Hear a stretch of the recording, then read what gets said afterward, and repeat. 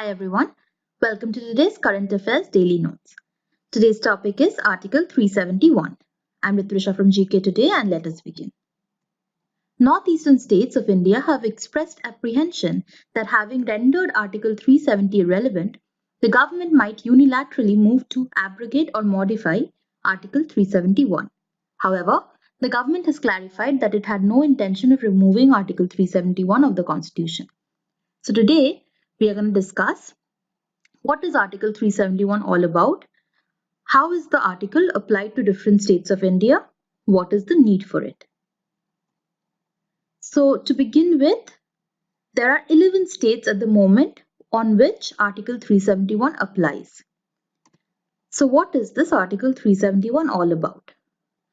Article 369 through 392 appear in Part 21 of the Constitution, which is titled Temporary, Transitional and Special Provisions.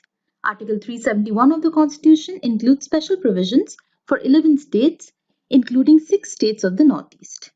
Article 370 and 371 were part of the Constitution at the time of its commencement on January 26, 1950. However, Articles 371A through 371J were incorporated subsequently. How is the article applied to different states? Article 371 is applied to Maharashtra and Gujarat. Governor has special responsibility to establish separate development boards for Vidarbha, Marathwada, and the rest of Maharashtra, and Saurashtra and Kutch in Gujarat. He has to ensure equitable allocation of funds for developmental expenditure over the said areas and equitable arrangement providing adequate facilities for technical education and vocational training and adequate opportunities for employment under the state government. Similarly, Article 371A, which was introduced by the 13th Amendment Act 1962, applies on Nagaland. Inserted after a 16-point agreement between the Centre and the Naga People's Convention in 1960, which led to the creation of Nagaland in 1963. Parliament cannot legislate in matters of Naga religion or social practices, Naga customary law and procedure, administration of civil and criminal justice, involving decisions according to Naga customary law, and ownership and transfer of land without concurrence of the State Assembly. Article 371B applies to Assam and Article 371C applies to Manipur.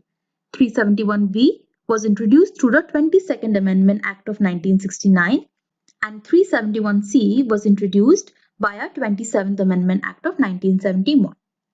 They both more or less say the same thing, that the President may provide for the constitution and function of a committee of assembly containing members elected from the state's tribal areas, in case of Manipur from the hill areas.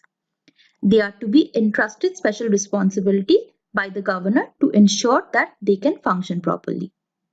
Similarly, Article 371D is applicable on Andhra Pradesh and Telangana. This was introduced by the 32nd Amendment Act of 1973, which was substituted by the Andhra Pradesh Reorganization Act of 2014. President must ensure equitable opportunities and facilities in public employment and education to the people from different parts of the state. He may require the state government to organize any class or classes of posts in a civil service of or any class or classes of civil posts under the state into different local cadres for different parts of the state. He has similar powers like admissions in educational institutes.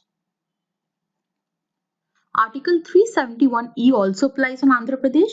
It allows for the establishment of a university in Andhra Pradesh by law of the parliament. But this is not a special provision in the sense of the others in this part. Article 371F applies to Sikkim. It was introduced by the 36th Amendment Act of 1975. The members of the Legislative Assembly of Sikkim shall elect the representative of Sikkim in the House of the People. To protect the rights and interests of various sections of the population of Sikkim, Parliament may provide for the number of seats in the Assembly, which may be filled only by the candidates from those sections. Article 371G applies to Mizoram and was introduced via the 53rd Amendment Act of 1986. Parliament cannot make laws on religious or social practices of the Mizos, Mizo customary law and procedure, administration of civil and criminal justice, involving decisions according to the Mizo customary law, ownership and transfer of land, etc., unless the assembly decides so. Similarly, Article 371H applies to Arunachal Pradesh, which was introduced via the 55th Amendment Act of 1986. The governor has a special responsibility with regard to law and order, and he shall, after consulting the Council of Ministers, exercise his individual judgment as to the action to be taken. Then there's Article 371J, which applies to Karnataka and was introduced via the 98th Amendment Act of 2012. There is a provision for a separate development board for the Hyderabad-Karnataka region. There shall be equitable allocation of funds for developmental expenditure over the said region and equitable opportunities and facilities for people of this region in government jobs and education. A proportion of the seats in educational institutions and state government jobs in Hyderabad, Karnataka can be reserved for individuals from that region. And finally, Article 371I, which deals with Goa, but it does not include any provisions that can be deemed as special. So what is the need for this particular article? All these provisions take into account the special circumstances of individual states and lay down a wide range of specific safeguards that are deemed important for these states. In this range of articles from 371 to 371J, Article 371I, which deals with Goa, stands out in the sense that it does not include any provision that can be deemed special. Article 371E similarly deals with Andhra Pradesh and Telangana and does not have anything that can be termed special. That's all for this video. If you want to read more about Article 371, simply follow the link in the description below. And until next time, goodbye and good luck.